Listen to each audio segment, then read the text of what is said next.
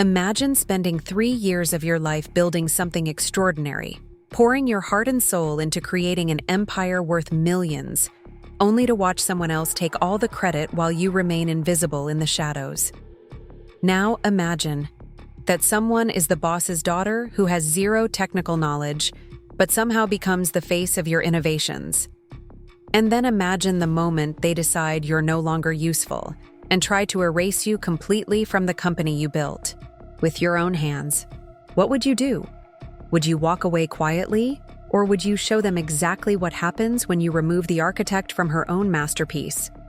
My name is Sarah Chen, and this is the story of how I built a crypto empire, got betrayed by the people I trusted most, and brought it all crashing down with just 15 lines of code. Before we jump back in, tell us where you're tuning in from, and if this story touches you, make sure you're subscribed, because tomorrow, I've saved something extra special for you. The fluorescent lights in the CoinFlow Technologies office hummed their familiar tune as I settled into my desk at 6:30 in the morning, just like I had every single day for the past 3 years. While most of Chicago was still hitting the snooze button, I was already deep into debugging smart contracts and optimizing gas fees for what would become one of the most successful decentralized finance platforms in the Midwest.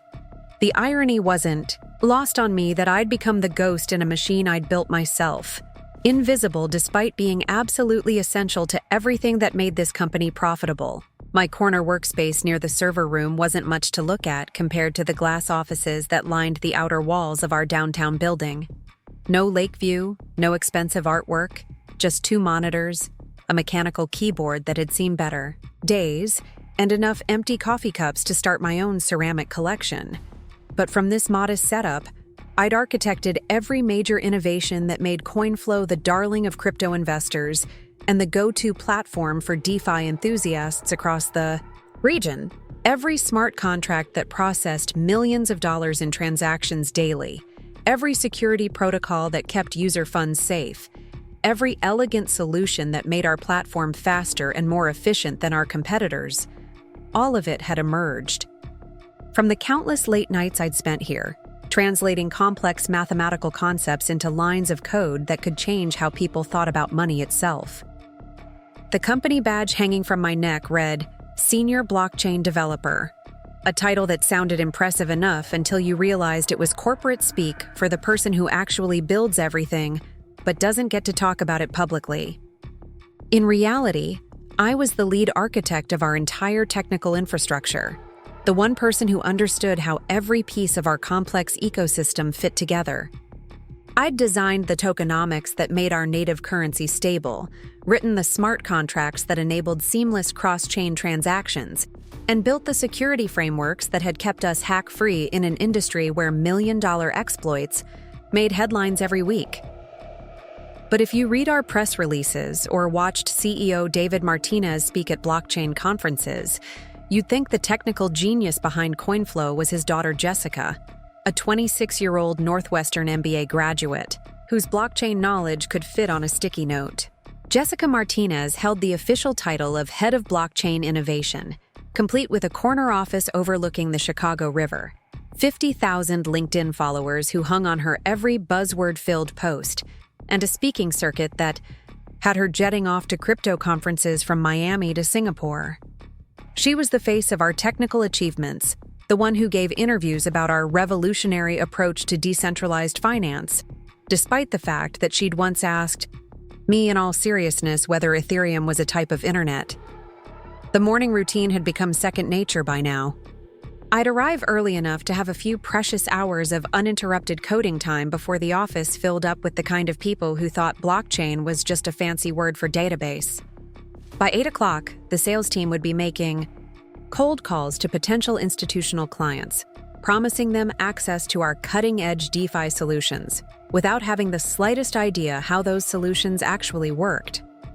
By 9, the marketing department would be crafting social media posts about our latest innovations, invariably featuring photos of Jessica pointing at colorful charts that I'd created but would never be credited for.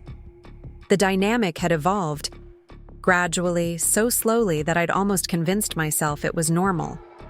When David first hired me straight out of MIT 3 years ago, things had been different. Back then, CoinFlow was just an ambitious idea being pitched from a cramped WeWork space in River North, and David genuinely seemed to value my expertise. He'd made his fortune in real estate development, but he was smart enough to know that building a cryptocurrency exchange required technical knowledge he didn't possess. Those early days had felt like a true partnership. David would outline his vision for democratizing access to decentralized finance, and I'd figure out how to make it technically feasible. I remembered the excitement of those first few months, working 18-hour days not because I had to, but because I believed we were building something that could genuinely change how people interacted with money. Traditional banking had always felt exclusionary to me, with its arbitrary fees, geographic restrictions, and systems designed to benefit institutions rather than individuals. DeFi represented something different, a chance to create financial tools that were transparent, accessible, and truly democratic. Every smart contract I wrote was a small rebellion against the centralized systems that had kept so many people locked out of economic opportunities. David had been genuinely appreciative back then. He'd include me in strategy meetings with early investors, ask for my input on product roadmaps, and even mentioned me by name when discussing our technical capabilities with potential partners. I'd felt like a co-founder in everything but title, someone whose expertise was recognized and valued. But as CoinFlow grew and started attracting serious investor attention, something fundamental had shifted in the company culture. The change hadn't happened overnight. First, my direct access to David had been gradually filtered through Jessica, who'd joined the company 6 months after graduating from business school.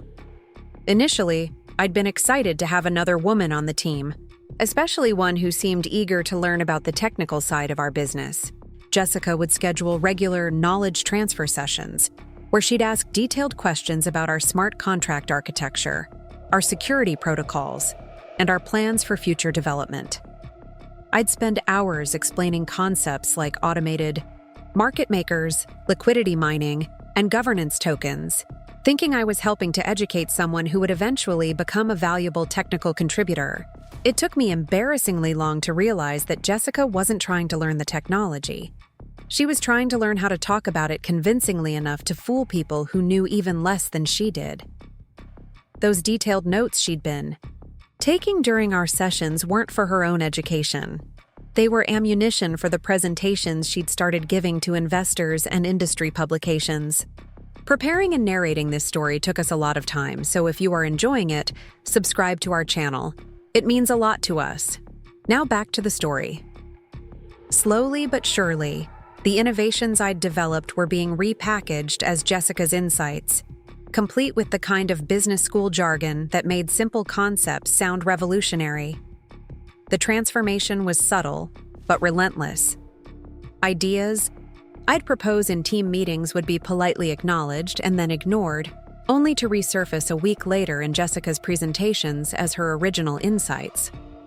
When I'd try to correct misconceptions or add technical context to discussions, Jessica would smile patronizingly and suggest we take the technical details offline to avoid boring the business-focused attendees.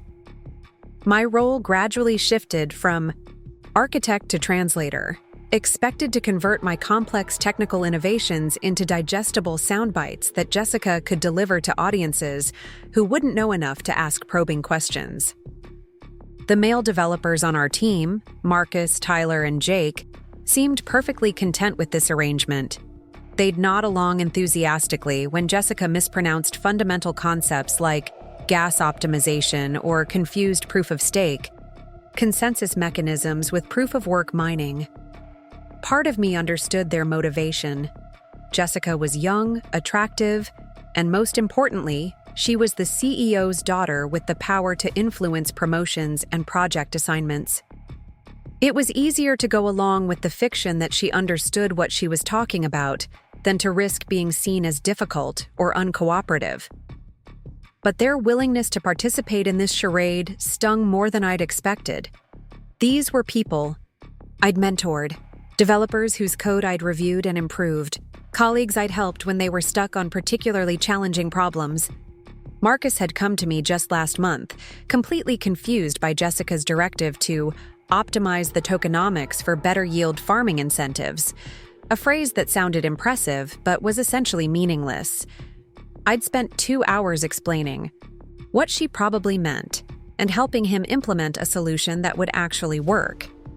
Yet in the team meeting the next day, he'd enthusiastically praised Jessica's innovative thinking without mentioning that I'd been the one to make her idea technically viable. The isolation was particularly acute because I was the only woman in a technical role at CoinFlow. The company had grown to nearly 40 employees, but the engineering team remained stubbornly male-dominated, and Jessica's presence in leadership hadn't changed that dynamic at all. If anything, her tendency to dismiss technical complexity as boring detail work had reinforced the stereotype that women weren't naturally suited for the demanding cognitive work of blockchain development. I'd watch her roll her eyes when I tried to explain why a particular security feature was necessary, or see her check her phone when I was outlining the technical requirements for a new feature she'd promised to investors without consulting the development team. The coffee had long since gone cold in my cup as I reviewed the smart contract code that would power our upcoming product launch. CoinFlow Pro was supposed to be our entry into the institutional trading market, a premium platform that could handle the kind of volume and complexity that major financial firms demanded. The technical challenges were unlike anything I'd tackled before, requiring innovations in cross-chain interoperability, automated market making, and governance token distribution that would push the boundaries of what was possible in decentralized finance. I'd spent the last 8 months designing an intricate ecosystem of interconnected smart contracts that could process thousands of transactions per second while maintaining the security and transparency that made DeFi attractive in the first place. The architecture was elegant in its complexity, with liquidity pools that automatically balanced themselves, yield farming protocols that prevented exploitation, and governance mechanisms that gave users genuine control over platform development. Every piece had to work perfectly with every other piece. A single bug could result in millions of dollars in user funds being permanently locked or stolen. The irony of spending so much time perfecting a system that Jessica would present as her creation wasn't lost on me. According to the official project timeline, she was scheduled to demo CoinFlow Pro to a room full of potential investors in just 5 days. The presentation would determine whether we'd secure the Series B funding that would let us expand nationally, or whether we'd remain a regional player in an increasingly competitive market. Everything we'd built over the past 3 years would be judged based on how well this single product performed under pressure. Yet despite being the sole architect of the system Jessica would be demonstrating, I hadn't been invited to participate in the presentation at all. When I'd asked David about my role in the demo, he'd given me a distracted smile and said that Jessica and Alex Rivera, our newly hired Chief Technology Officer, would handle all the investor-facing communications. Alex was Jessica's ex-boyfriend. From Northwestern, a confident 28-year-old who'd spent 2 years at a crypto hedge fund analyzing other people's smart contracts, but had never actually built anything himself. The hiring of Alex had been the clearest signal yet that my days at CoinFlow were numbered. Within his first week, he'd been given the CTO title that should have been mine by right, along with a salary that I later discovered was 40%. Higher than what I was making despite my 3 years of building the company's entire technical foundation. I was told that I'd now be reporting to Alex, a man who'd needed me to explain how to deploy smart contracts to our testnet during his second day on the job. Watching Alex present my code reviews to David as his own insights had been a masterclass in confident incompetence. He'd throw around buzzwords like optimizing gas efficiency and enhancing protocol security in ways that sounded impressive to non-technical listeners, but revealed his fundamental lack of understanding to anyone who actually knew blockchain development. When investors asked detailed technical questions during Alex's presentations, he'd smoothly defer to my team, while making it clear that the credit for any innovations belonged to his leadership rather than the individual contributors who'd done the actual work. The morning sun was starting to stream through the office windows as I put the finishing touches on the final smart contract that would complete our CoinFlow Pro ecosystem. The code was beautiful in its precision, every function optimized for efficiency while maintaining the robust security features that would protect user assets. I'd built in multiple redundancies, automated monitoring systems, and emergency protocols that could pause trading if any anomalies were detected. This wasn't just software, it was a financial instrument that would handle hundreds of millions of dollars in transactions, and I'd treated it with the respect that responsibility demanded. As I compiled the final version and pushed it to our development environment, I couldn't help but feel a mixture of pride and frustration. This was probably the most sophisticated piece of blockchain architecture I'd ever created, solving problems that had stumped much larger development teams at companies with significantly more resources. Yet, when Jessica presented it to investors, next week, my name wouldn't be mentioned once. I'd become the invisible engine powering someone else's success story, essential but entirely uncredited. The office was starting to fill up with the morning crowd, bringing with it the familiar sounds of coffee machines, keyboard clicks, and the kind of startup energy that had attracted me to CoinFlow in the first place.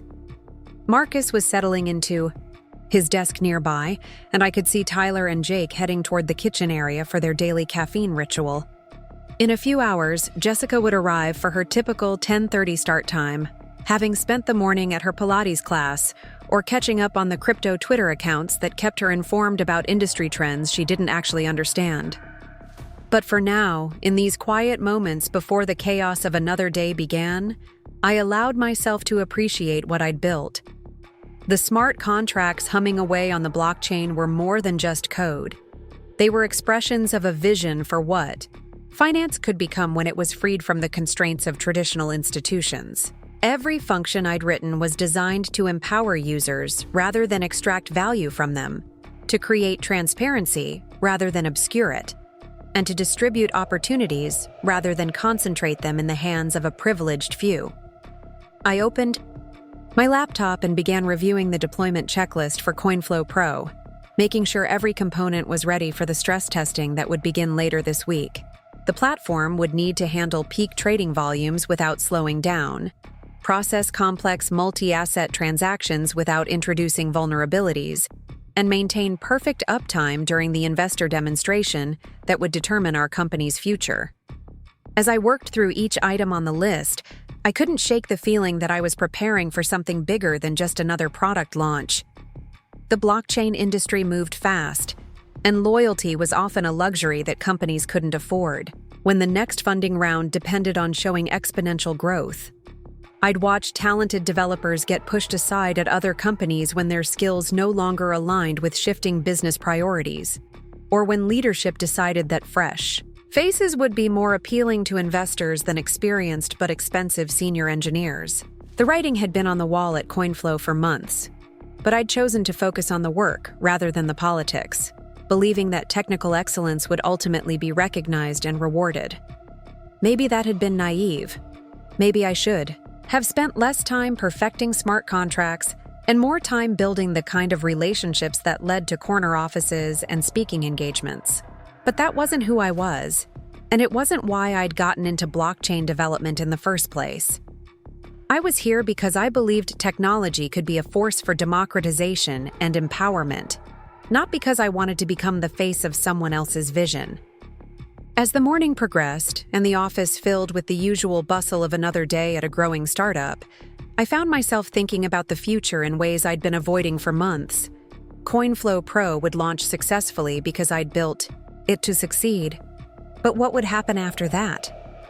Would I continue to be the invisible architect, watching others take credit for innovations that emerged from my mind and my hands? Would I spend the next 3 years building someone else's empire while being systematically erased from the story of my own work? The questions felt heavier today than they had before, weighted with the growing certainty that something was about to change. I couldn't predict exactly what form that change would take, but I could feel it approaching like a storm on the horizon, inevitable and potentially destructive. All I could do was continue building, continue innovating, and prepare for whatever came next with the same methodical precision that had made CoinFlow's technical infrastructure the envy of our competitors. Little did I know that in just a few days, everything I'd built at CoinFlow would become the weapon I'd use to show them exactly what happened when you tried to erase the architect from her own masterpiece. The first sign that something fundamental was shifting came during what should have been a routine code review meeting on a Tuesday morning in early October. I'd been looking forward to this session because I was finally ready to present the complete architecture for our cross-chain bridge functionality, a breakthrough that would allow CoinFlow Pro users to seamlessly move assets between different blockchain networks without the usual delays and fees that plagued most existing solutions. I'd spent weeks solving problems that had stumped development teams at much larger companies, creating elegant mathematical proofs that ensured transaction security while maintaining the speed that institutional traders demanded. The solution involved a complex web of smart contracts that could verify transactions across multiple networks simultaneously, essentially creating a universal translator for blockchain communication. It was the kind of innovation that would put CoinFlow years ahead of our competitors and establish us as genuine leaders in the DeFi space, rather than just another regional exchange. Jessica walked into the conference room 15 minutes late, carrying her usual venti caramel macchiato and scrolling through her phone with the distracted air of someone who had more important things to do. Alex followed close behind, wearing the kind of expensive casual attire that was meant to signal both technical competence and executive potential. The rest of the development team filed in quietly, notebooks ready and expressions carefully neutral in the way that had become standard during any meeting where Jessica held court. I began my presentation with genuine enthusiasm, walking through the mathematical foundations that made cross-chain verification possible without compromising security. The whiteboard filled with diagrams showing how different blockchain networks could communicate through our protocol, how transaction verification would work across multiple consensus mechanisms, and how users would experience seamless asset transfers that currently required multiple steps and significant technical knowledge. This wasn't just an incremental improvement. It was a fundamental reimagining of how blockchain interoperability could work. About 10 minutes into my explanation, I noticed Jessica's eyes glazing over in the way they always did when technical discussions went beyond surface-level buzzwords. She started checking her phone more frequently, occasionally making notes that seemed more focused on scheduling than on the groundbreaking technology I was describing. When I paused to ask if there were any questions about the security model I'd developed, she looked up with the kind of bright, empty smile that had become her trademark. "This all sounds very technical," she said in a tone that made technical sound like a dirty word. "But I think we need to focus on what investors will actually care about. Can you just give me the elevator pitch version? What's the business value? Here?" The question revealed so much about how Jessica viewed my work. 3 weeks of mathematical innovation, breakthrough solutions to problems that had stumped PhD researchers at major tech companies, and her only concern was how to package it into a soundbite that would impress people who understood even less about blockchain technology than she did. I took a deep breath and tried to translate months of complex problem-solving into the kind of simple narrative that Jessica could repeat without understanding. "This technology will allow CoinFlow Pro to offer something no other platform can," I explained, forcing enthusiasm into my voice. "Users will be able to trade assets across different blockchains instantly without the usual delays or fees. It's like having a universal remote for cryptocurrency, making us the only platform where someone can seamlessly move between Bitcoin, Ethereum, Solana, and any other network without leaving our interface." Jessica's eyes lit up in a way that had nothing to do with technical appreciation and everything to do with recognizing a marketing opportunity. "Perfect. So we're the universal platform for cross-chain trading. That's exactly what I've been telling investors we need to differentiate ourselves."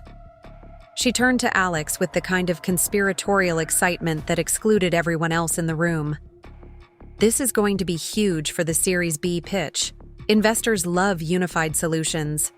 Alex nodded with the confident authority of someone who had learned to speak fluently about concepts he didn't actually understand. Absolutely.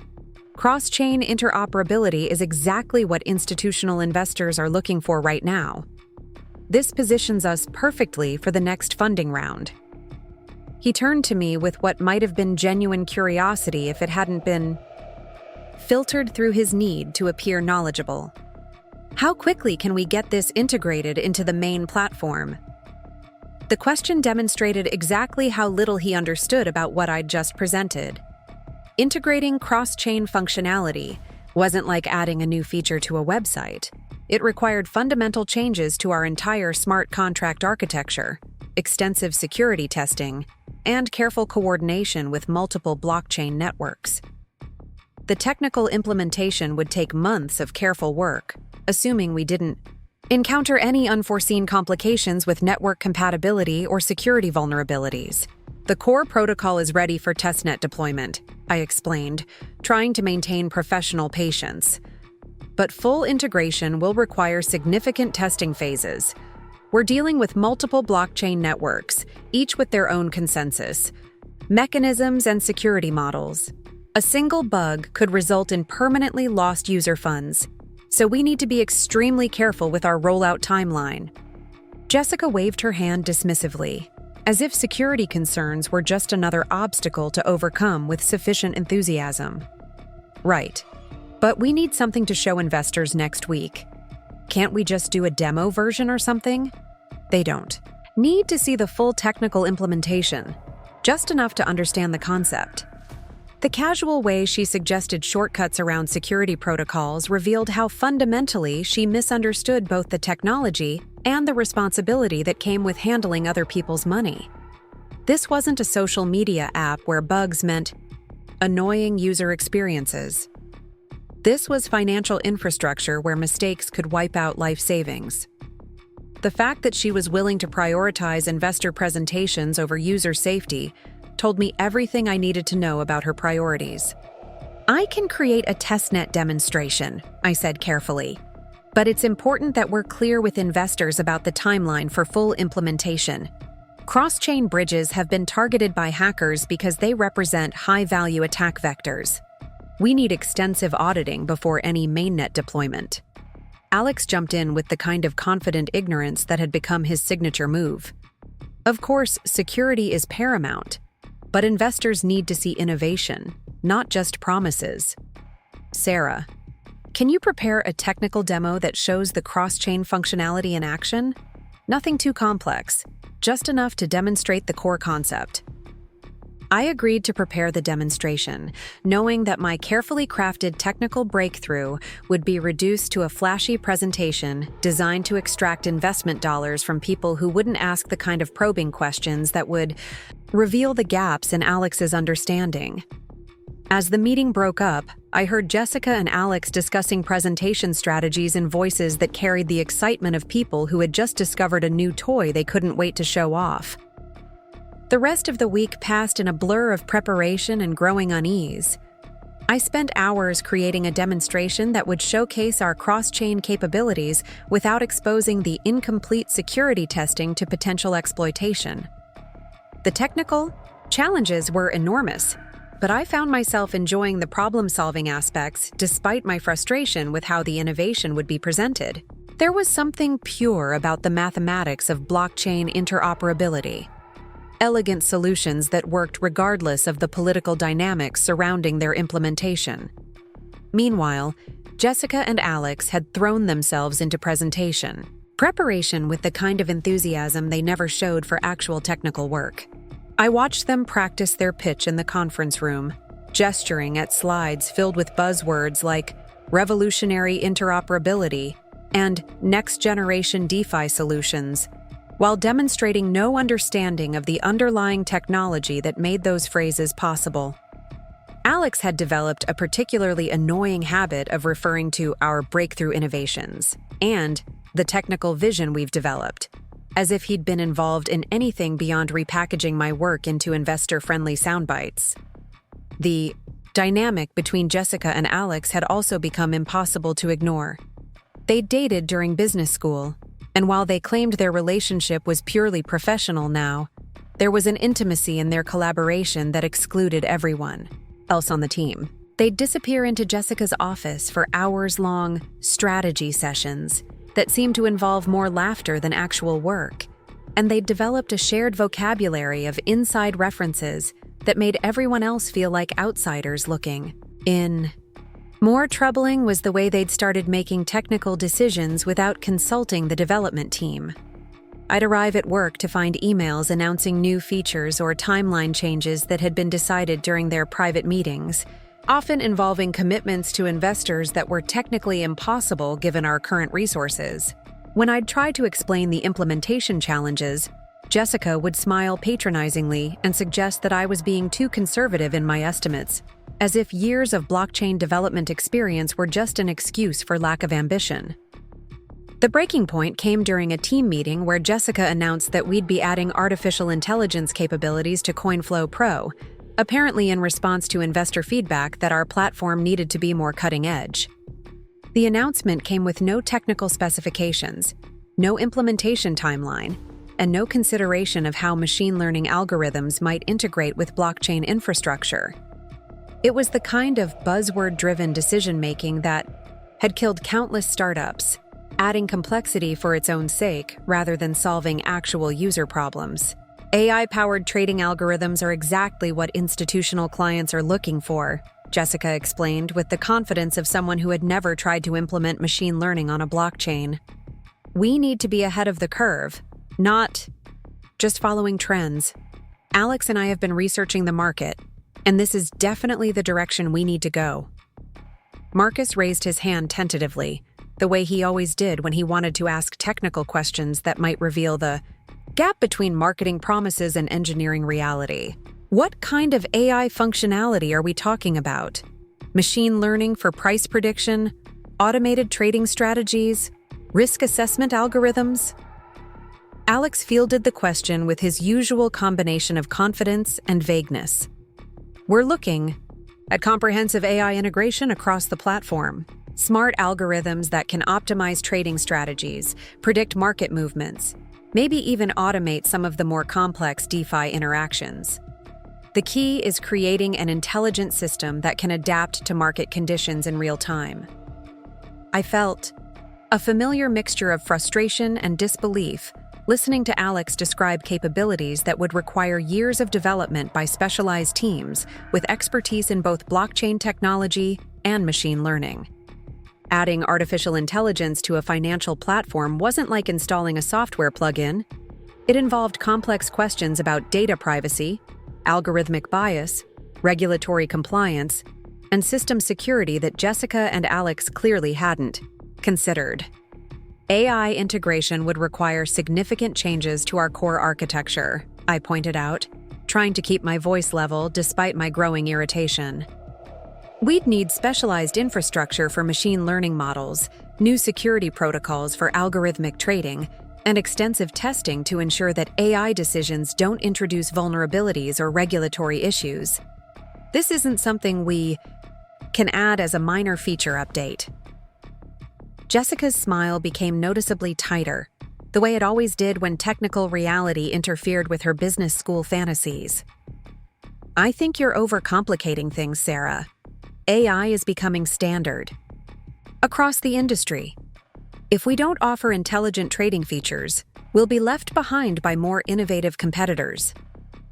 The dismissal stung more than usual, partly because it revealed how little Jessica valued the technical expertise that had built everything she was now trying to enhance with fashionable additions.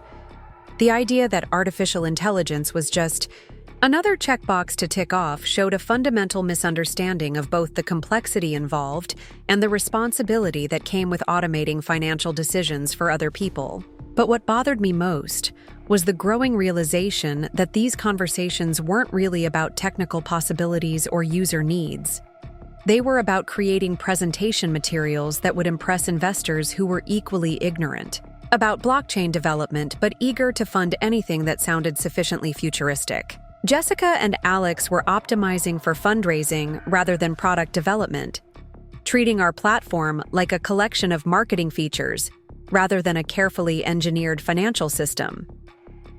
After the meeting, I found myself staying late. Again, not because I was working on AI integration or cross-chain demonstrations, but because I needed time to think about what was happening to the company I'd helped build. The office was quiet except for the low hum of servers processing transactions on the platform I'd architected. A reminder that despite all the political maneuvering and presentation preparation, real users were trusting us with their money every day. I pulled up our user analytics dashboard, watching the steady flow of transactions that represented people buying their first cryptocurrency, small businesses accepting digital payments, and individuals participating in decentralized finance for the first time. These weren't institutional investors or venture capitalists. They were regular people who had found value in the tools I'd built and continued to rely on our platform for their financial needs. The contrast between these real users and the hypothetical institutional clients that Jessica and Alex spent all their time discussing was striking. Our actual customers appreciated the simplicity and reliability of our current features, not because they were particularly sophisticated, but because they worked consistently and transparently. Adding artificial intelligence or cross-chain complexity might impress investors, but it would also introduce new failure modes and attack vectors that could compromise the security and usability that had made CoinFlow successful in the first place. As I reviewed the transaction logs and system performance metrics, I noticed something that made my stomach drop. Hidden among the routine maintenance records were access logs showing that Alex had been attempting to review our core smart contract code, apparently trying to understand the architecture well enough to make modifications without consulting the development team. Most of his queries had been unsuccessful because he lacked the proper access credentials, but the fact that he was trying to make changes to production systems without understanding their interdependencies was terrifying.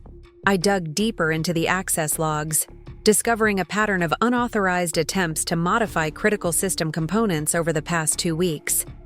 Alex had been trying to implement cosmetic changes that would make the platform appear more sophisticated during investor demonstrations, apparently without realizing that some of those changes could introduce security vulnerabilities or break existing functionality. The only reason his modifications hadn't caused serious problems was that our security protocols prevented unauthorized changes to production smart contracts. The discovery crystallized my growing sense that something fundamental had changed in the company's priorities. Jessica and Alex were no longer thinking of CoinFlow as a financial platform that needed to prioritize security and reliability above all else. They were treating it like a startup demo that could be modified on the fly to match whatever features investors happened to find exciting during a particular quarter. I spent the rest of the evening documenting Alex's unauthorized access attempts and preparing a security report that would need to be reviewed by David and the board. This wasn't just about personal frustration with being excluded from decision-making. It was about protecting the platform and its users from changes that could compromise everything we'd built. The fact that our supposed chief technology officer was attempting to modify production systems without proper authorization or technical understanding represented an existential threat to both our users and our business.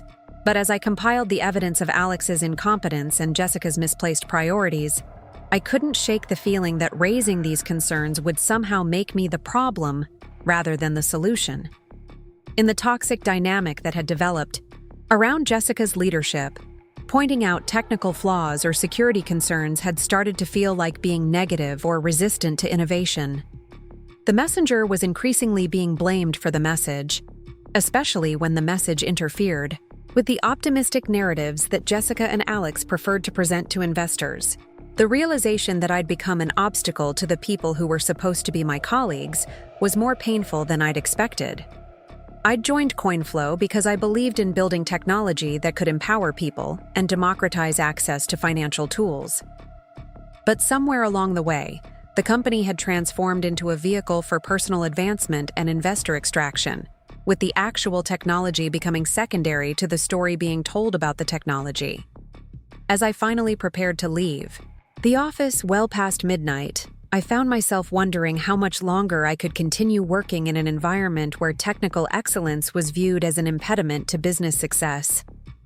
The smart contracts I'd written would continue processing transactions reliably regardless of the political dynamics surrounding them. But the culture that had once supported careful engineering and user-focused development was rapidly being replaced by something else entirely. The next morning would bring new challenges, new demands for flashy features that prioritized presentation over functionality, and new evidence that the company I'd helped build was moving in directions that fundamentally contradicted the values that had attracted me to blockchain development in the first place. But for now, all I could do was continue building, continue protecting the platform and its users, and prepare for whatever changes were coming with the same methodical precision that had made CoinFlow's technical infrastructure possible in the first place. The smell of burnt coffee filled the kitchen area as I arrived at the office the following Thursday morning, a telltale sign that someone had left the machine on overnight again. The mundane detail felt oddly comforting, given the storm of uncertainty that had been building around CoinFlow over the past few weeks. I'd barely slept the night before, my mind racing through the implications of Alex's unauthorized system access attempts and what they might mean for both the platform's security and my own position within the company. I settled into my workspace, with the kind of grim determination that had become my default mode lately, pulling up the security audit report I'd been preparing. The evidence was damning in its simplicity. Over 24 attempts to modify production smart contracts without proper authorization, each one representing a potential vulnerability that could have compromised millions of dollars in user funds. Alex's digital fingerprints were all over critical system files, showing a pattern of reckless experimentation that revealed both his technical incompetence and his dangerous willingness to gamble with other people's money. The morning routine felt different today, charged with the tension of knowing that I'd soon need to have a conversation that could fundamentally alter my relationship with everyone at CoinFlow. Documenting Alex's security violations wasn't just about protecting the platform. It was about forcing a confrontation with the toxic dynamics that had been festering in our leadership structure for months. Jessica and her father had created an environment where technical expertise was treated as an inconvenience rather than an asset. And Alex's behavior was just the most visible symptom of that broader problem. As I reviewed the access logs, more time, double-checking timestamps and verifying the scope of Alex's unauthorized activities, I heard familiar voices approaching from the direction of David's office. Jessica's laugh carried that particular quality of forced brightness that she used during difficult conversations, while Alex's deeper tones conveyed the kind of confidence that seemed unshakable regardless of circumstances. The sound of their approach made my stomach tighten with anticipation of whatever new crisis they might be bringing to the development team. They entered the main workspace area with the purposeful stride of people who had important announcements to make. Jessica carrying a tablet filled with what looked like organizational charts, while Alex held a stack of printed documents that probably contained more unrealistic timelines for impossible features. The rest of the development team looked up from their monitors with the wariness of employees who had learned to expect bad news disguised as exciting opportunities. Good. Morning, everyone. Jessica began with the kind of enthusiasm that immediately put me on edge. Alex and I have been working with my father on some exciting organizational changes that will help us scale more effectively as we approach the Series B funding round. We want to make sure everyone understands how these changes will create new opportunities for growth and advancement. The phrase organizational changes sent a chill through the room that was almost physically tangible. In startup language, organizational changes rarely meant good news for existing employees, especially when they were announced by people who had been with the company for less than a year and seemed primarily interested in reshaping everything to match their business school theories about optimal corporate structure. Alex stepped forward with a presentation slide queued up on his phone, projecting it onto the wall display with the kind of theatrical flair that he'd probably learned during his finance career. The slide showed a new organizational chart that bore little resemblance to our current structure. with layers of management and specialization that seemed designed more to create impressive titles than to solve actual business problems. We're implementing a matrix management system that will allow for better cross-functional collaboration, Alex explained in the jargon-heavy style that had become his trademark. Each technical team will have both a development lead and a business liaison, ensuring that our engineering efforts are always aligned with strategic objectives and market opportunities.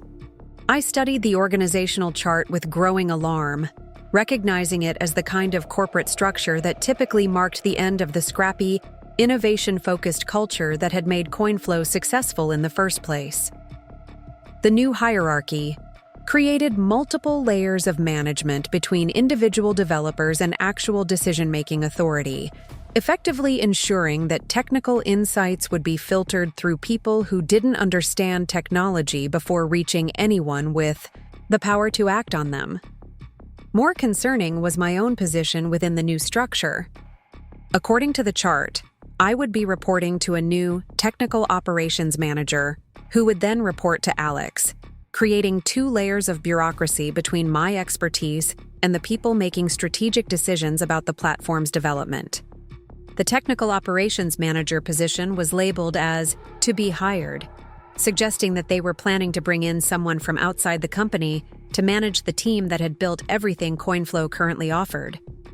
Marcus raised his hand with the tentative gesture that had become standard whenever he wanted to ask questions that might be perceived as challenging authority. What happens to our current project timelines during this transition? We're supposed to launch CoinFlow Pro in less than a week, and adding new management layers seems like it could complicate our coordination. Jessica's smile became noticeably tighter, the way it always did when practical concerns interfered with her strategic visions. The transition will be seamless. We're not changing any technical responsibilities immediately, just formalizing the reporting structure to ensure better accountability and communication. Everyone will continue working on their current assignments while we bring the new management team up to speed. The phrase, "bring the new management team up to speed," revealed everything I needed to know about Jessica and Alex's long-term plans for the existing development team.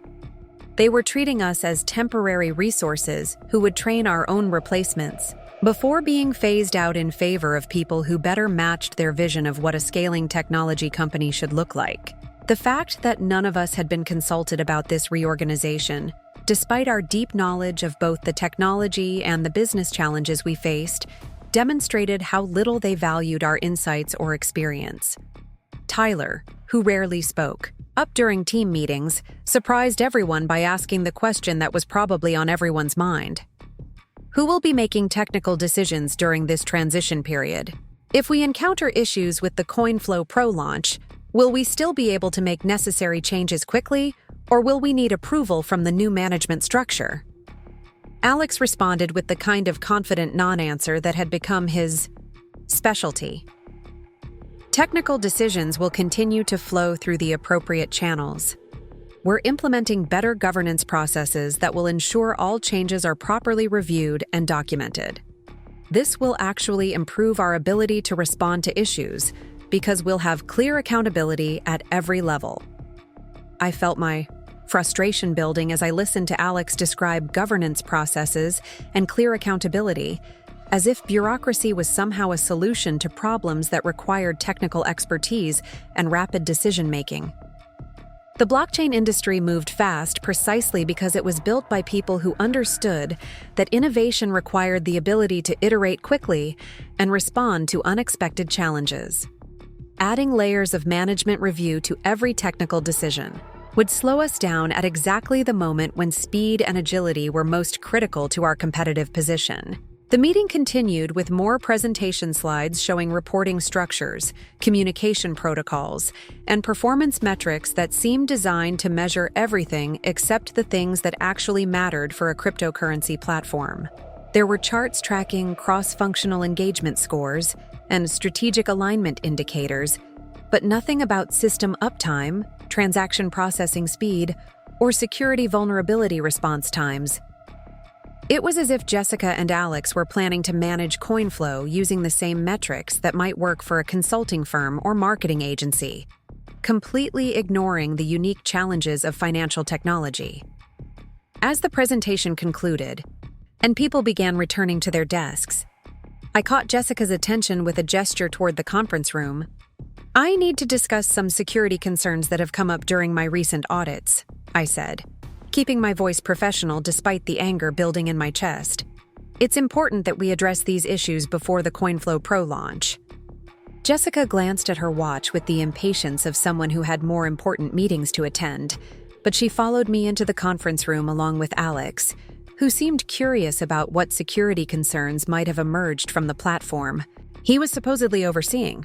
I closed the door and pulled up the access logs on my laptop, turning the screen so they could both see the evidence of unauthorized system modifications. Over the past 2 weeks, there have been multiple attempts to modify production Smarty contracts without proper authorization, I began, highlighting the relevant entries in the security logs. These modifications could have introduced vulnerabilities that might compromise user funds or platform stability. The access patterns suggest someone was trying to make changes without understanding the interdependencies between different system components. Alex's face went through a series of expressions as he recognized his own digital fingerprints in the access logs, starting with confusion and progressing through embarrassment toward what looked like defensive anger. "I was just trying to optimize some of the user interface elements for the investor demo," he said, his voice taking on the tone of someone who had been caught doing something they knew was wrong but didn't want to admit it. "These aren't user interface elements," I replied, pointing to specific log entries that showed attempted modifications to core financial logic. "These are smart contracts that handle transaction processing and fund custody. Changing them without proper testing could result in permanent loss of user assets. We have strict protocols for production changes precisely because the stakes are so high." Jessica stepped into the conversation with the kind of dismissive authority that had become her default response to technical concerns that interfered with business objectives. "I'm sure Alex was just being proactive about preparing for the demo. We can't let perfect be the enemy of good when we're trying to show investors our capabilities." The casual way she dismissed serious security violations as being proactive revealed how fundamentally she misunderstood both the technology and the responsibility that came with operating a financial platform. This wasn't about perfectionism or being overly cautious. It was about protecting millions of dollars in user funds from modifications that could make them permanently inaccessible. "This isn't about perfectionism," I said, trying to keep my voice level despite my growing frustration. "It's about basic security practices that exist for good reasons. If Alex had successfully modified these contracts, he could have created vulnerabilities that hackers could exploit to drain user funds.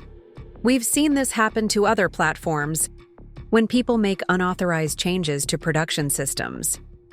Alex's defensive posture shifted toward aggression as he realized that his technical incompetence was being documented in ways that could affect his position within the company. "I think you're being overly dramatic about what were minor optimization attempts. I have extensive experience with financial systems, and I understand the importance of security.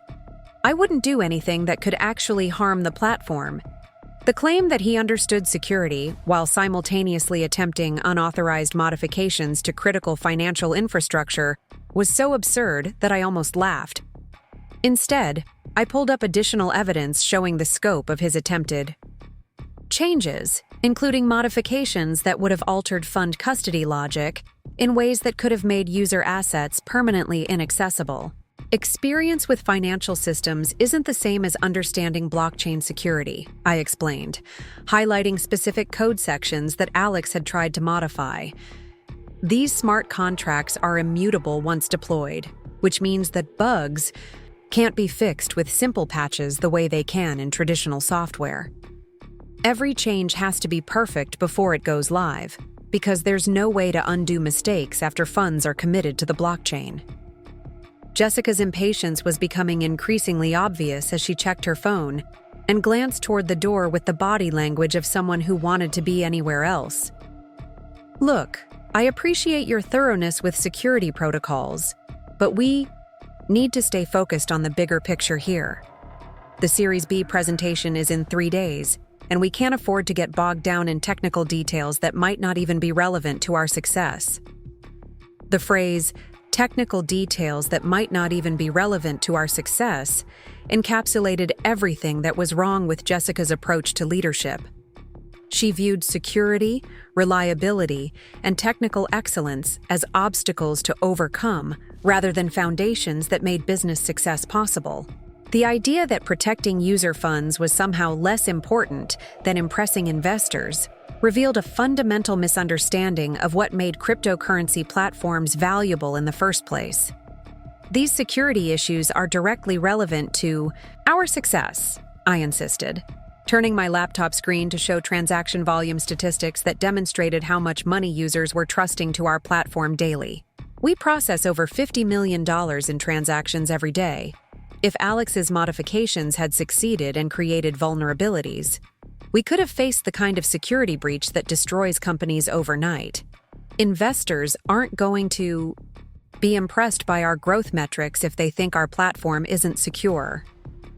Alex tried to regain control of the conversation by shifting toward the kind of confident authority that had served him well in previous roles where technical depth wasn't required. I think there's been a misunderstanding about what I was trying to accomplish. My modifications were focused on improving user experience metrics that would be visible during the investor demonstration. I wasn't trying to change core security features. I pulled up the specific code sections he had attempted to modify, showing how his supposed user experience improvements would have altered fundamental financial logic that had nothing to do with interface design. These functions handle how user deposits are processed and how withdrawal requests are validated, I explained. Changing them isn't about user experience. It's about the basic mathematics that ensure people can access their money when they want to. The evidence was overwhelming, but I could see that Jessica had already made up her mind about how to handle the situation. Her body language conveyed the impatience of someone who viewed this entire conversation as an unnecessary distraction from more important business concerns. The fact that we were discussing potential vulnerabilities that could have resulted in millions of dollars in user losses seemed less important to her than maintaining the appearance of harmony within the leadership team. I think we're all on the same side here, Jessica said with the kind of forced diplomacy that preceded difficult decisions. Alex, in the future, please coordinate any system changes through the proper channels. Sarah, I appreciate you bringing these concerns to our attention, but I think we can handle this internally without making it into a bigger issue than it needs to be. The suggestion that systematic security violations should be handled internally without documentation or consequences revealed everything I needed to know about Jessica's priorities. She was more concerned with protecting Alex's reputation than with protecting the platform or its users, treating serious technical failures as political problems that could be managed through careful messaging rather than fixed through proper engineering practices. As we left the conference room, I realized that my attempt to address Alex's unauthorized access had accomplished nothing except confirming that Jessica viewed technical concerns as secondary to maintaining the leadership, dynamics that served her personal interests. The security vulnerabilities would remain unaddressed. Alex would continue making decisions about systems he didn't understand, and I would be expected to clean up the resulting problems while remaining silent about their causes. The rest of the day passed in a haze of routine development work punctuated by moments of startling clarity about my position within CoinFlow's evolving power structure. I was no longer seen as a technical leader whose expertise should guide platform development. I had become a maintenance worker whose job was to keep the systems running while other people made strategic decisions about their future. The innovations I'd created were being treated as commodities that could be managed by anyone with sufficient business school training, regardless of their understanding of the underlying technology. As evening approached and the office began emptying out, I found myself staying late once again, not because I had urgent work to complete, but because I needed time to process what was happening to the company I'd helped build. The servers hummed quietly around me, processing thousands of transactions for users who trusted CoinFlow to keep their money safe, oblivious to the political dramas and technical incompetence that threatened the foundation of everything they relied on. I pulled up the smart contract code that powered our platform, scrolling through thousands of lines of carefully crafted logic that represented years of my life and expertise. Every function had been designed with security and reliability as the primary concerns, creating a system that had operated flawlessly through market crashes, network congestion, and coordinated attacks that had brought down less carefully engineered platforms. But all of that careful work was now at risk, because the people in charge valued presentation over substance and political loyalty over technical competence. The realization that I was fighting a losing battle against forces that didn't understand the stakes involved was both liberating and terrifying. I couldn't continue working in an environment where my expertise was treated as an impediment to progress, but I also couldn't abandon the platform and its users to the kind of mismanagement that Alex and Jessica represented. The smart contracts I'd written would continue operating regardless of the political dynamics surrounding them. But they needed someone who understood their intricacies to maintain and protect them from the kind of dangerous modifications that Alex seemed determined to implement. As I finally prepared to leave the office well past midnight, I found myself thinking about contingencies in ways that I'd been avoiding for months. The security protocols I'd built into CoinFlow's infrastructure included emergency mechanisms that could protect user funds in worst-case scenarios.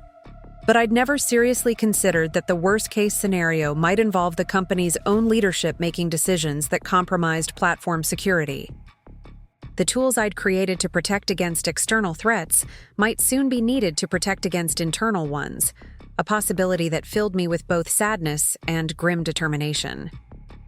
The CoinFlow Pro investor presentation was scheduled for Tuesday morning at 9:30, which meant I had exactly 72 hours to finalize the most sophisticated blockchain infrastructure I'd ever created, while watching Jessica and Alex prepare to take credit for innovations they couldn't begin to understand. The irony wasn't lost on me that I was racing to perfect a system for people who had already decided I was expendable, but the platform's thousands of daily users deserved better than the half-baked compromises that would result from rushing critical security features. I'd arrived at the office before dawn on Sunday, using my keycard access while the building was empty to run final stress tests on the cross-chain bridge protocols. The silence felt different this weekend, charged, with the anticipation of changes that would reshape everything about CoinFlow's future. Whether those changes would involve my continued participation remained an open question, but I was determined to ensure that the technical foundation would remain solid regardless of whatever organizational chaos Jessica and Alex might unleash in pursuit of their Series B funding.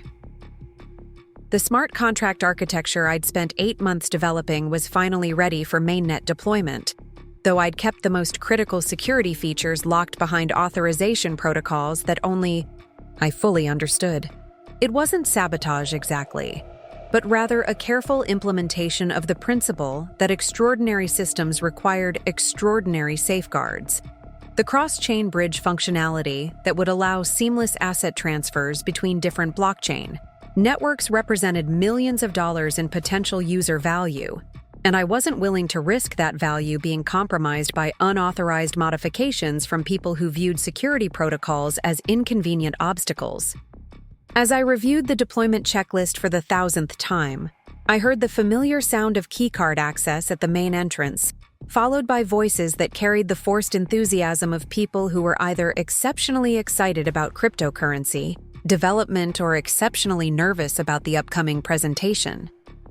Jessica's laugh echoed through the empty office space with a quality that suggested the latter, while Alex's deeper tones conveyed the kind of confidence that seemed to increase in proportion to his distance from actual technical responsibility. They appeared in the development area carrying coffee cups from the expensive place downtown and laptops loaded with presentation slides that would showcase my innovations as their strategic vision. The sight of them reviewing my technical documentation while preparing to present it as their own work triggered a surge of anger that I had to consciously suppress. 3 years of building CoinFlow from nothing, and they were treating my life's work like content for their personal advancement narrative. "Sarah, perfect timing," Jessica called out with the bright cheerfulness that she deployed whenever she needed something from the technical team. "We wanted to run through the demo sequence one more time to make sure everything looks polished for the investors. Alex has some great ideas about how to structure the presentation to really showcase our competitive advantages." The phrase, "our competitive advantages," was particularly galling, considering that neither Jessica nor Alex had contributed anything meaningful to the technical innovations they were preparing to claim credit for. But I nodded politely and pulled up the testnet environment where I'd prepared a demonstration version of the cross-chain functionality, complete with simplified user interfaces that would make the complex underlying mathematics appear effortless and intuitive. Alex positioned himself at the presentation computer with the confidence of someone who had never encountered a technical problem he couldn't solve through delegation. "Let's start with the cross-chain asset transfer," he said, navigating to the interface I'd designed with the careful precision of someone following a script he'd memorized, but didn't actually understand. "This is where we really differentiate ourselves from existing platforms." I watched him click through the demonstration sequence, noting the places where he paused slightly to remember which buttons to press and which explanations to offer. The cross-chain bridge I'd engineered was genuinely revolutionary, solving problems that had stumped development teams at companies with significantly more resources, but Alex's presentation made it sound like a simple feature upgrade rather than a fundamental breakthrough in blockchain interoperability. "The key innovation here," Alex continued, gesturing at charts that showed transaction speed comparisons, "is our proprietary protocol that eliminates the usual delays and fees associated with moving assets between different blockchain networks. Users can seamlessly transfer value across Ethereum, Bitcoin, Solana, and other major networks without ever leaving our platform." The word proprietary was technically accurate but misleading in ways that revealed Alex's fundamental misunderstanding of how blockchain technology worked. The protocols I'd developed were innovative, but they built on open-source foundations and mathematical principles that belong to the broader cryptocurrency community. Claiming them as proprietary intellectual property suggested a level of ownership that didn't align with the collaborative ethos that had made blockchain innovation possible in the first place.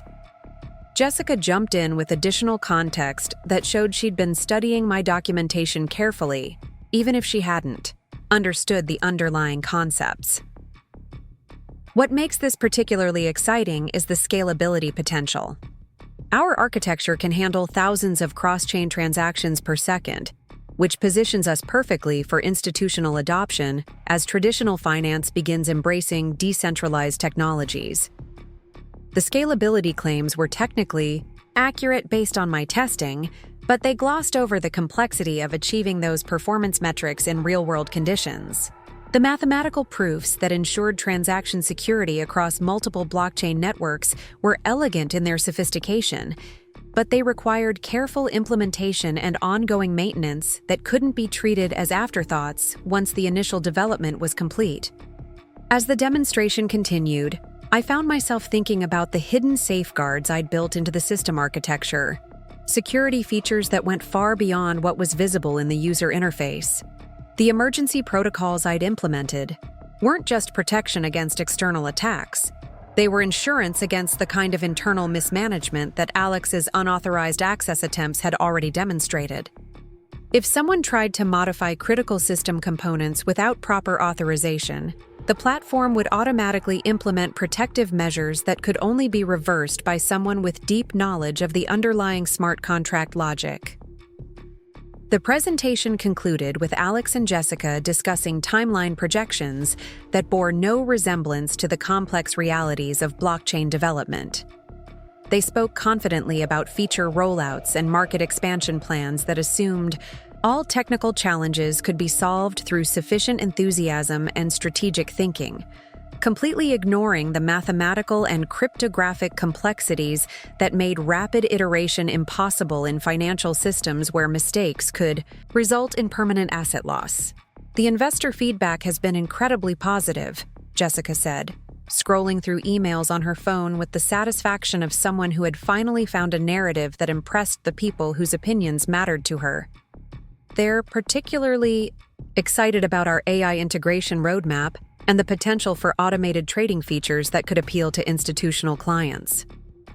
The mention of artificial intelligence integration made my stomach tighten with renewed frustration.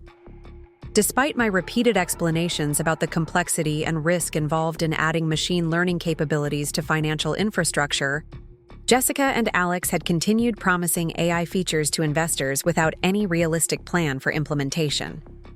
They were treating artificial intelligence like a marketing buzzword, rather than a sophisticated technology that required specialized expertise and extensive testing. "What's the timeline for the AI rollout?" Alex asked, as if the question had a simple answer that could be determined through project management rather than technical feasibility analysis. "Investors are going to want concrete milestones and deliverable schedules." I felt compelled to inject some reality into their fantasy planning session. "AI integration would require fundamental changes to our core architecture," I explained, trying to keep my voice professional despite my growing irritation. "We'd need specialized infrastructure for machine learning models, new security protocols for algorithmic decision-making, and extensive regulatory compliance review for automated trading features. This isn't something that can be added as a minor feature update." Jessica's expression shifted toward the kind of polite impatience that she reserved for technical concerns that interfered with her business objectives. "I understand that there are implementation challenges, but we need to stay competitive with industry trends. Other platforms are already offering AI-powered trading tools, and we can't afford to fall behind because we're being overly cautious about technical complexity." The suggestion that careful engineering was somehow equivalent to being overly cautious revealed everything about Jessica's approach to platform development. She viewed technical expertise as a constraint to be overcome rather than a foundation that enabled innovation, treating complex problems as if they could be solved through sufficient optimism and strategic thinking. "Technical complexity isn't optional when dealing with financial systems," I replied, pulling up examples of other platforms that had suffered massive losses due to inadequately tested AI implementations. "Machine learning algorithms can behave unpredictably under market stress, and automated trading systems have caused billions of dollars in losses when they encountered scenarios their training data didn't account for. We have a responsibility to our users to implement these features carefully." Alex stepped into the conversation with the kind of confident dismissal that had become his signature response to technical concerns that didn't align with business. "Timelines. Of course, we'll implement everything with appropriate safeguards, but we also need to balance caution with innovation. The crypto industry moves fast, and companies that can't adapt quickly get left behind by more agile competitors." The irony of Alex lecturing me about the cryptocurrency industry's pace of innovation was almost overwhelming. I'd been building blockchain systems while he was analyzing traditional financial markets, and I'd watched countless companies fail because they prioritized speed over security when handling other people's money. The move fast and break things mentality that worked for social media platforms became catastrophic when applied to financial infrastructure, where breaking things meant losing user funds permanently. As the weekend planning session concluded and Jessica and Alex headed off to their respective preparation activities, I found myself alone in the office with the weight of Tuesday's presentation looming over everything I'd built at CoinFlow. The smart contracts I'd engineered would perform flawlessly during the investor demonstration, showcasing innovations that could genuinely revolutionize how people interacted with decentralized finance.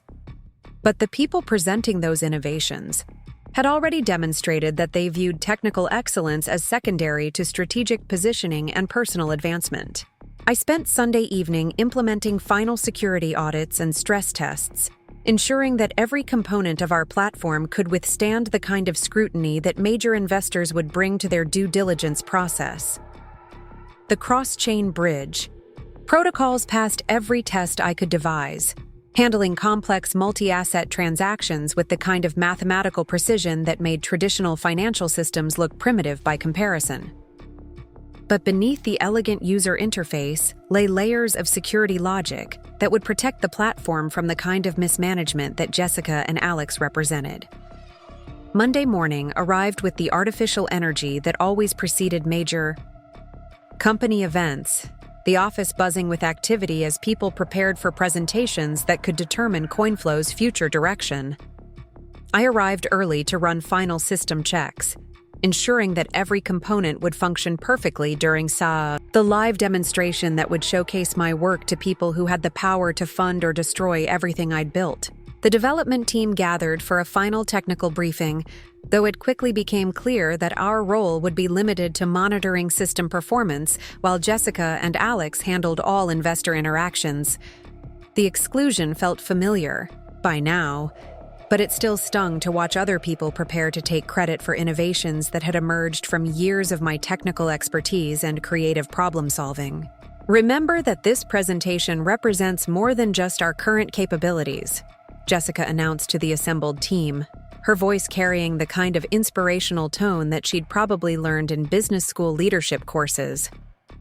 We're showcasing our vision for the future of decentralized finance, and everyone's contributions have been essential to getting us to this point. The acknowledgement of everyone's contributions was technically accurate, but practically meaningless. Given that Jessica couldn't name a single specific innovation that anyone other than herself and Alex had supposedly created, I'd built the entire technical foundation that made the presentation possible, but I'd already been relegated to the background support role that seemed to be my permanent position within CoinFlow's evolving narrative. Tuesday morning arrived with unseasonable warmth for October in Chicago, sunlight streaming through the office windows as I performed final system checks on the platform that would either secure our Series B funding or expose the gaps between Jessica's promises and our technical reality. The investors were scheduled to arrive at 9:30, giving me just enough time to verify that every component of our demonstration environment was functioning at optimal performance levels. At 9:15, I received an email that made my blood run cold. The message was from David Martinez himself, with a subject line that read, "Organizational transition, immediate action required."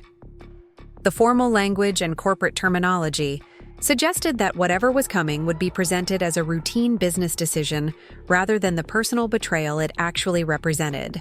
The email was brief and devastating in its clinical efficiency. Due to evolving business requirements and strategic realignments, your position at CoinFlow Technologies is being eliminated effective immediately.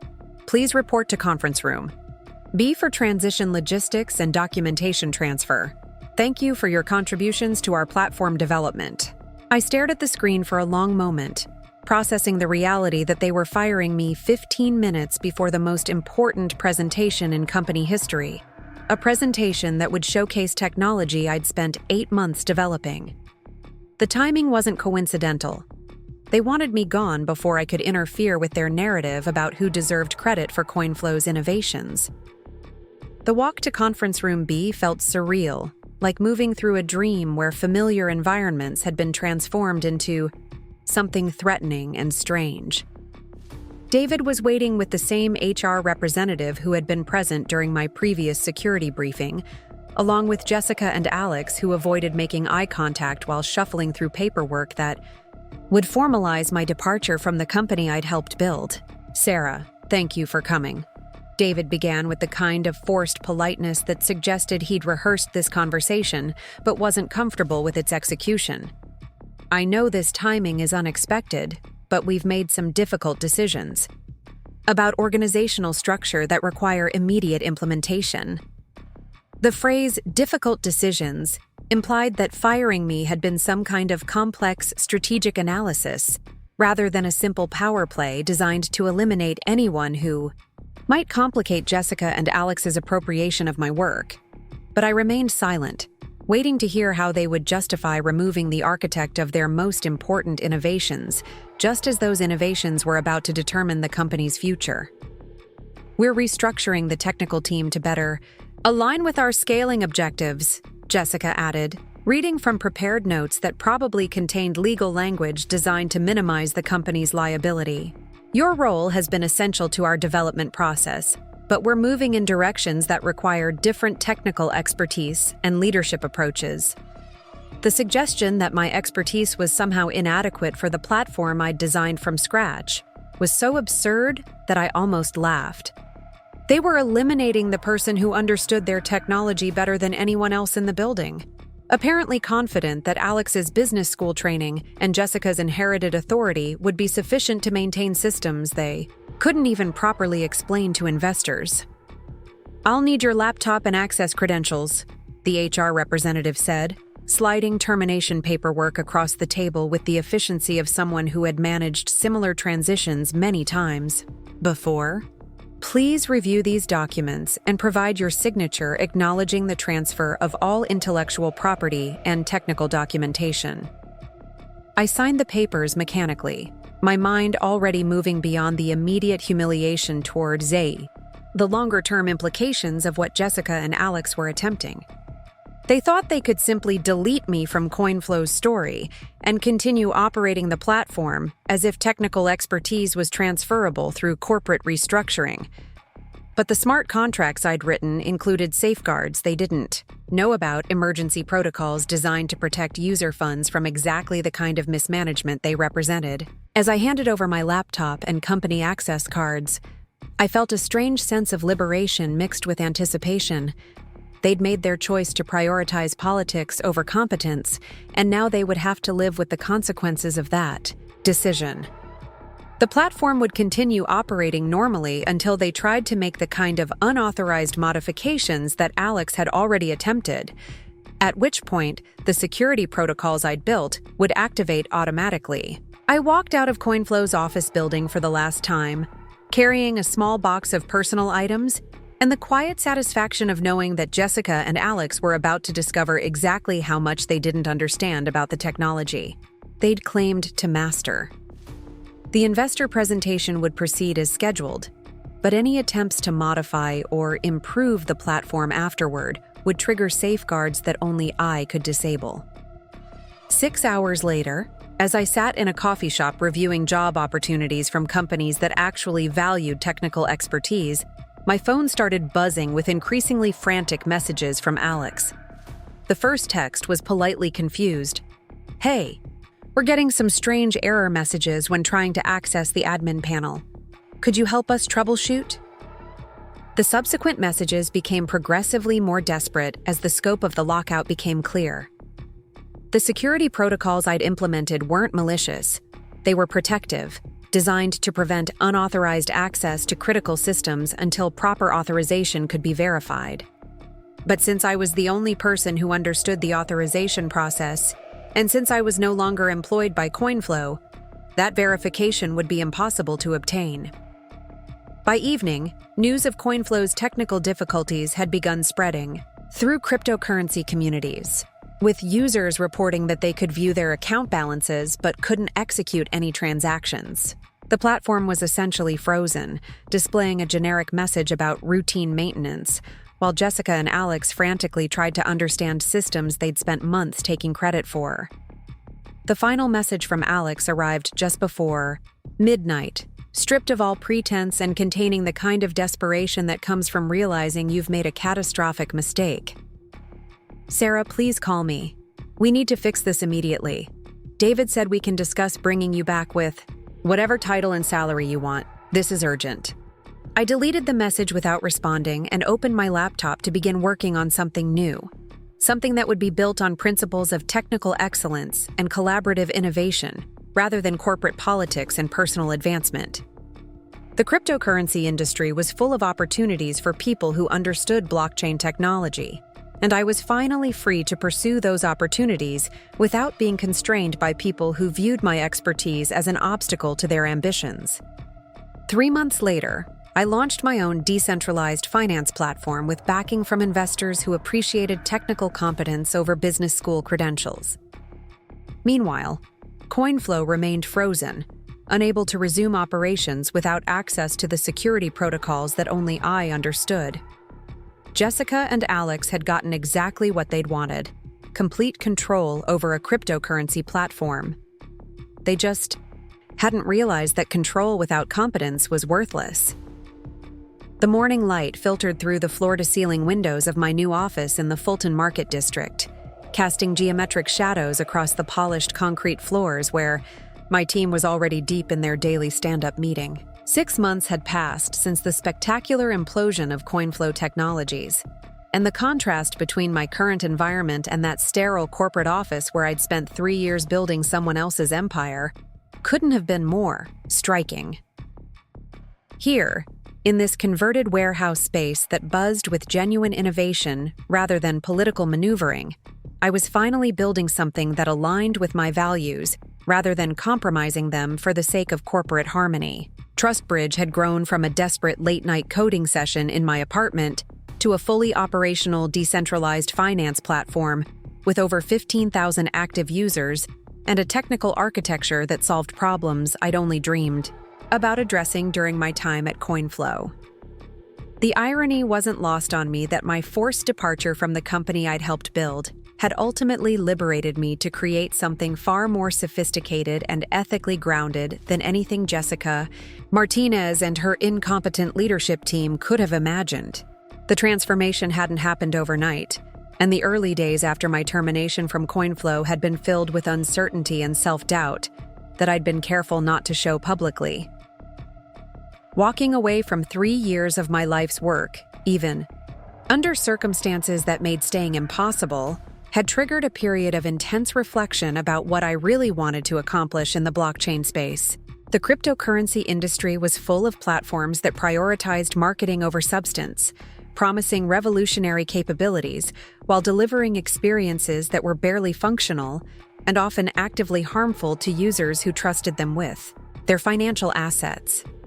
My apartment had become an impromptu research laboratory during those first few weeks, with whiteboards covering every available wall space as I sketched out the mathematical foundations for a platform that would prioritize user empowerment over investor extraction.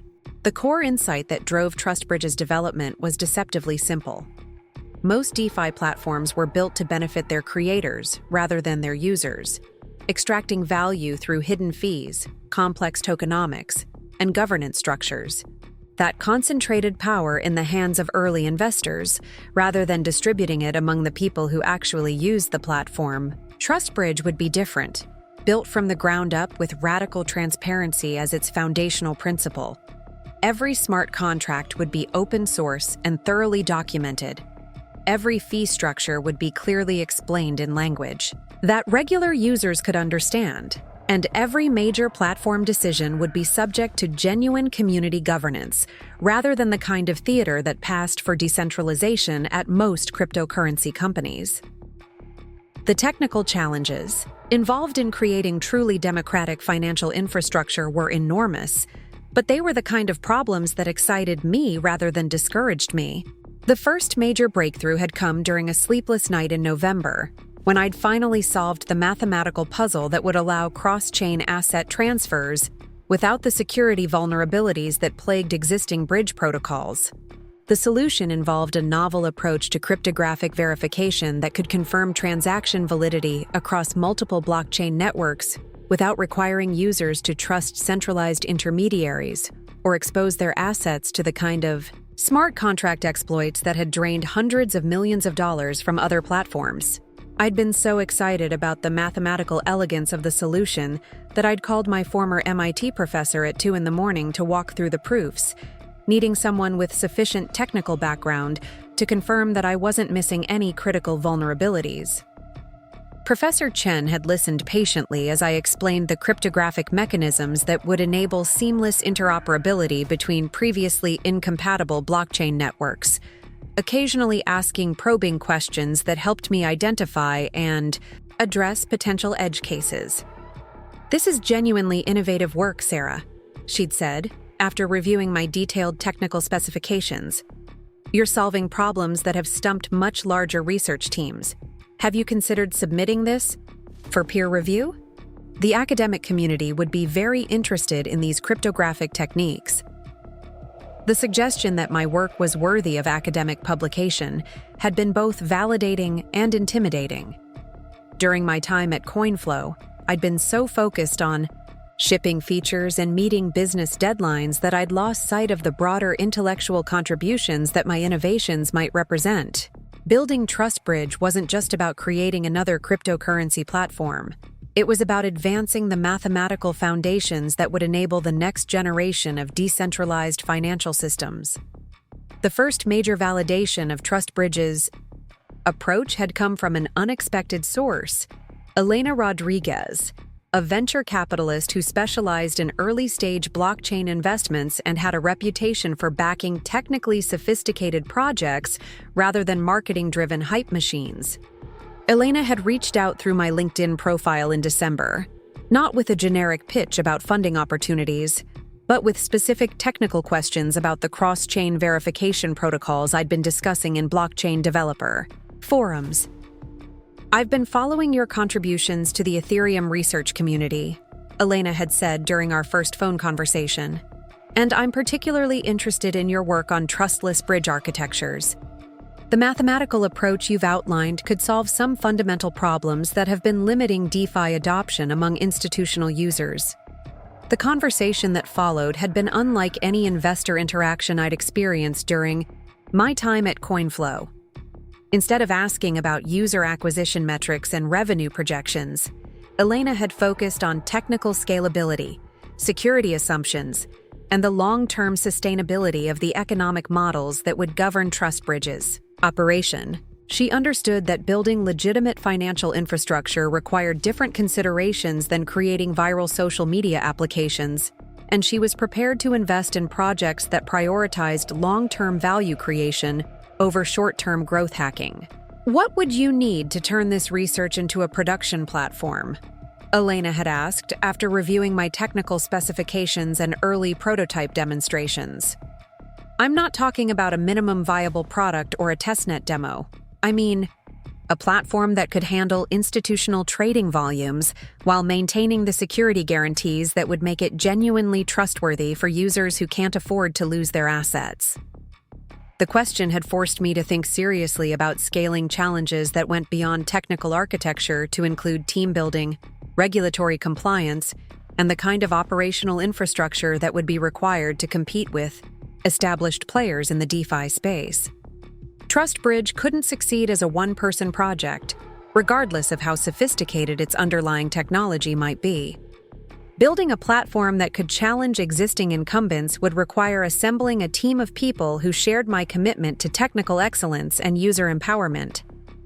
Elena's initial investment of $2 million had provided the runway.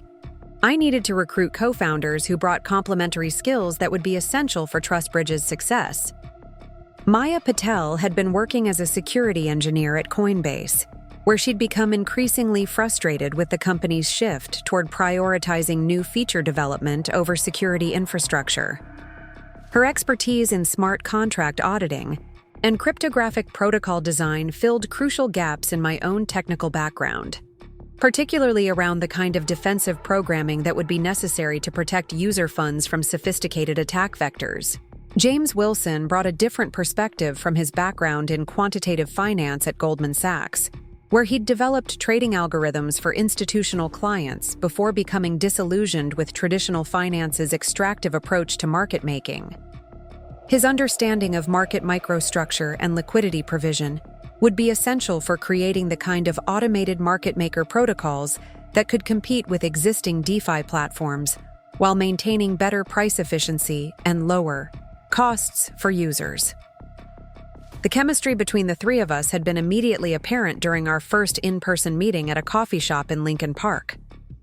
Unlike the toxic dynamics that had characterized my relationship with Jessica and Alex at CoinFlow, our conversations were marked by genuine intellectual curiosity and mutual respect for each other's expertise. Maya would challenge my cryptographic assumptions in ways that made the underlying protocols stronger, while James would identify economic attack vectors that I hadn't considered during my initial design process. The beautiful thing about starting from scratch Maya had observed during one of our early architecture planning sessions, is that we can design security into the foundation rather than trying to bolt it on afterward. Most DeFi platforms inherit vulnerabilities from earlier design decisions that seemed reasonable at the time, but become problematic as the systems scale. James had nodded in agreement while sketching out economic models on our shared whiteboard. Traditional finance has spent decades optimizing for extraction and rent-seeking. We have an opportunity to design economic mechanisms that actually serve users rather than exploiting them. The challenge is making those mechanisms sustainable and competitive with existing alternatives. The technical development process had been intense but exhilarating in ways that reminded me why I'd been drawn to blockchain technology in the first place. Instead of being constrained by legacy architectural decisions or forced to implement features that served business objectives rather than user needs, we were free to optimize for the metrics that actually mattered: security, usability, and long-term sustainability. TrustBridge's smart contract architecture was built around modular components that could be upgraded independently without compromising the security of user funds or requiring disruptive migration processes. The cross-chain bridge protocols that had been my initial breakthrough were integrated with automated market makers that provided better price discovery than existing alternatives, while governance mechanisms ensured that platform evolution would be controlled by users rather than concentrated among early investors. The platform's launch in March had been deliberately low-key, focusing on attracting users who valued substance over marketing rather than trying to generate viral growth through promotional campaigns. Our first 1,000 users were primarily cryptocurrency developers and DeFi enthusiasts who appreciated the technical sophistication of our architecture and were willing to provide detailed feedback about user experience improvements that would make the platform more accessible to mainstream audiences. The organic growth that followed had been more gratifying than any venture capital milestone or media coverage. Users were recommending TrustBridge to their friends not because of referral bonuses or marketing incentives, but because the platform actually delivered on its promises of transparency, security, and user empowerment. Transaction fees were lower than comparable platforms, cross-chain transfers were faster and more reliable, and the governance process gave users genuine influence over platform development rather than the illusion of participation that characterized most decentralized systems. By May, TrustBridge was processing over $10 million in daily transaction volume, with user retention rates that significantly exceeded industry benchmarks. More importantly, we'd maintained perfect security throughout our growth phase, with no successful attacks or user fund losses despite intensive scrutiny from security researchers and potential adversaries who were motivated to find vulnerabilities in our innovative cryptographic protocols. The contrast with CoinFlow's ongoing struggles had become a source of industry commentary that I tried to avoid engaging with directly, though I couldn't help but notice the articles that appeared regularly in cryptocurrency publications. CoinFlow Technologies remains frozen. 6 months after technical failure had been a typical headline, followed by speculation about the company's future and the mysterious circumstances that had rendered their platform inoperable since my departure. Jessica and Alex had apparently tried multiple approaches to regain access to the systems I'd built, hiring external security firms, and even attempting to rebuild the platform from scratch using publicly available documentation. But the emergency protocols I'd implemented were designed to be irreversible without specific cryptographic keys that only I possessed, and I had no intention of providing those keys to people who had demonstrated such profound disrespect for both technical expertise and user safety. The requests for assistance had continued sporadically throughout the winter and spring, ranging from formal legal demands to increasingly desperate personal appeals. David Martinez had even shown up at my apartment building in February, apparently hoping that face-to-face conversation might be more persuasive than the emails and voicemails I'd been ignoring. I'd declined to meet with him, but Building Security had forwarded his message expressing willingness to provide equity stakes and executive positions in exchange for restoring CoinFlow's functionality. The offers were meaningless because they missed the fundamental point of what had happened. My departure from CoinFlow hadn't been about salary or recognition, though both had been inadequate during my time there. It had been about the impossibility of building excellent technology within a culture that treated technical expertise as subordinate to political maneuvering and personal advancement. No amount of retroactive compensation could change the fact that Jessica and Alex had demonstrated values that were incompatible with the kind of work I wanted to do. Meanwhile, TrustBridge had attracted attention from exactly the kind of people whose opinions I actually valued. Vitalik Buterin had mentioned our cross-chain protocols favorably during a conference presentation about the future of blockchain interoperability, describing our approach as mathematically elegant and practically valuable in ways that traditional bridge architectures weren't. The endorsement from Ethereum's co-founder had been worth more than any amount of venture capital or media coverage in terms of establishing TrustBridge's credibility within the technical community. Academic researchers had also begun citing our open-source protocol specifications in papers about cryptographic verification techniques and decentralized system architecture. Professor Chen had co-authored a theoretical analysis of our bridge security model that was accepted for publication in a major computer science journal, establishing the mathematical foundations that other developers could build upon for their own cross-chain implementations.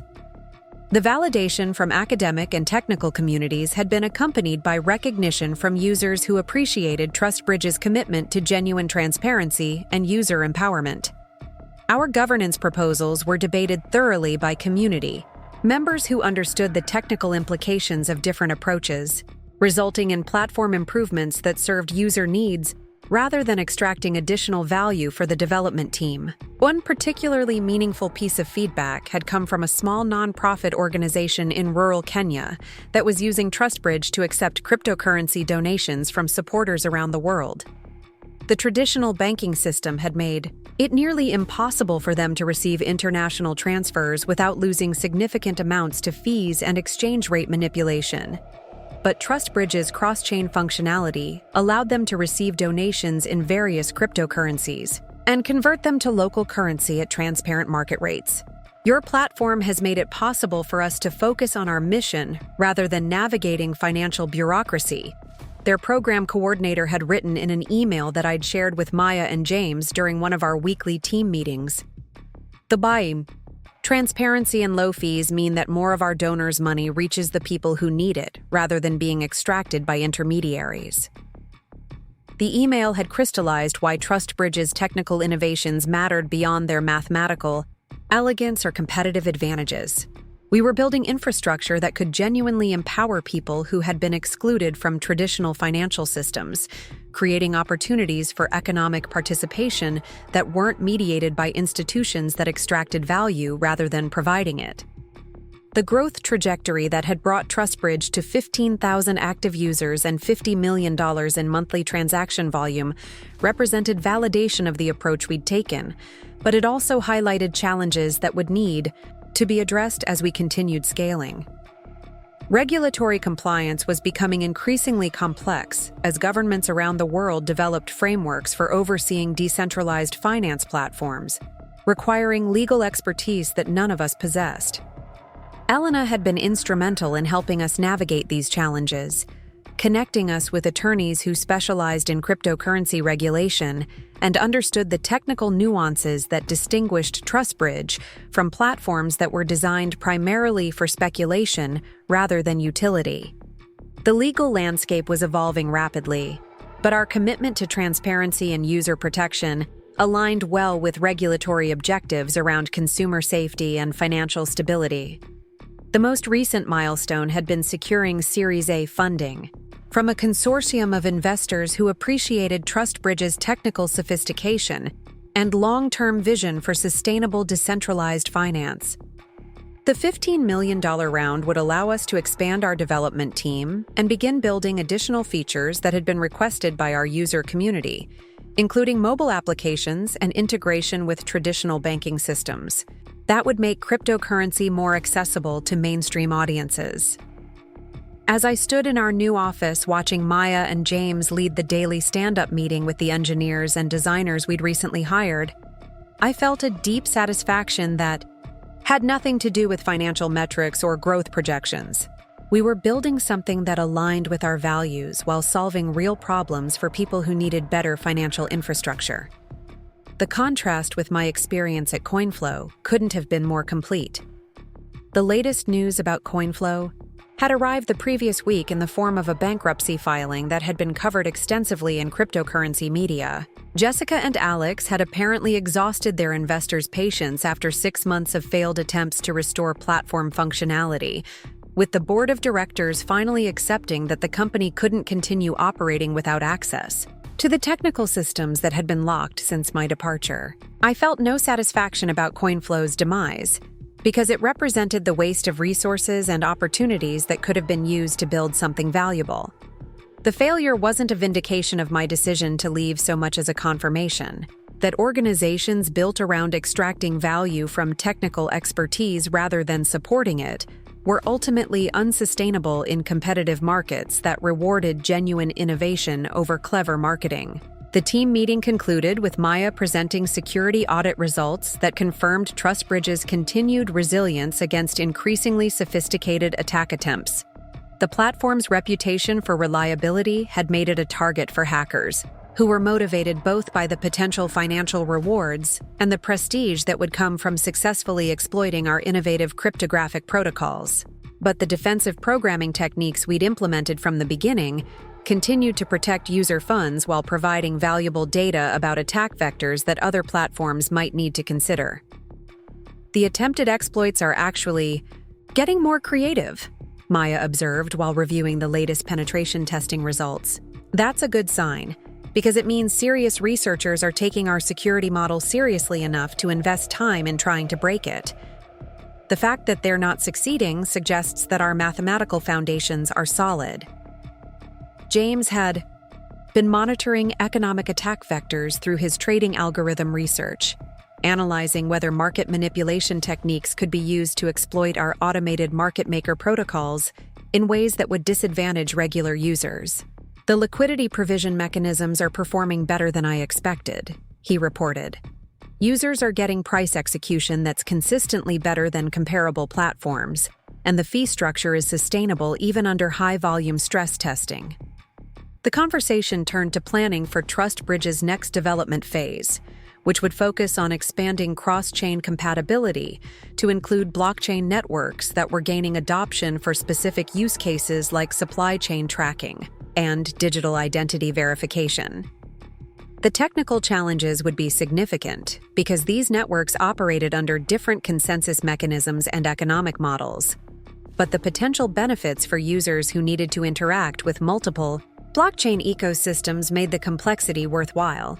As the afternoon progressed and the Chicago skyline began glowing with the warm light of approaching sunset, I found myself reflecting on the journey that had brought me from that sterile CoinFlow office to this converted warehouse space, where innovation flourished without the constraints of corporate politics and extractive business models. The transformation hadn't been easy, but it had been necessary for both my personal fulfillment and my ability to contribute meaningfully to the cryptocurrency industry's development. The evening would bring more coding sessions as we refined the smart contract logic that would enable TrustBridge's next major feature release. But for now, I was content to appreciate the satisfaction of building something that aligned with my values while solving real problems for people who needed better financial infrastructure. The contrast with my previous experience couldn't have been more complete, and the future held possibilities that excited rather than frustrated me. TrustBridge represented more than just a successful startup or a vindication of my technical expertise. It was proof that ethical engineering could compete successfully with extractive business models, and that users would choose platforms that respected their autonomy and protected their interests when given genuine alternatives. The revolution in decentralized finance was just beginning, and I was finally positioned to help shape it in directions that would benefit everyone, rather than just the people who controlled the platforms. Up next, you've got 2 more standout stories right on your screen. If this one hit the mark, you won't want to pass these up. Just click and check them out.